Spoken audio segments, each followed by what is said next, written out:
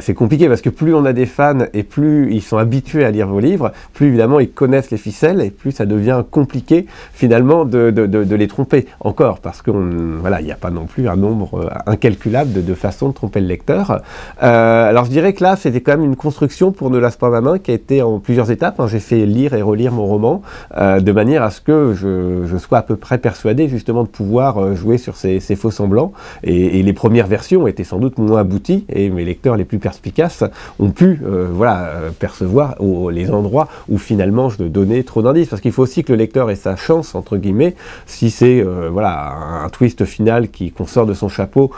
et qui apparaît complètement en dehors de l'histoire, le lecteur n'est pas vraiment satisfait. Il faut qu'il ait l'impression de s'être fait tromper, mais d'avoir raté certains éléments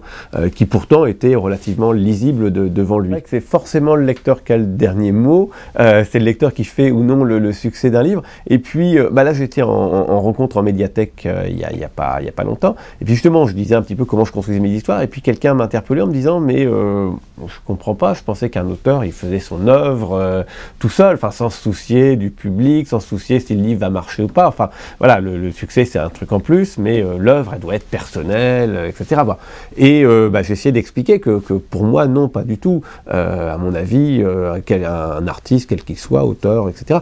il faut qu'il ait une sorte d'intuition,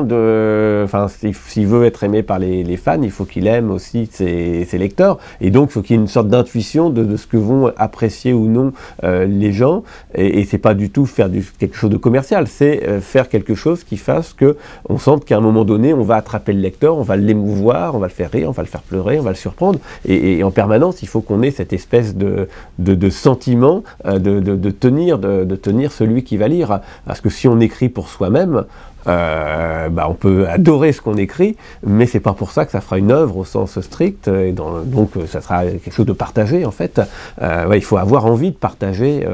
ce qu'on a dans la tête avec les autres. Alors,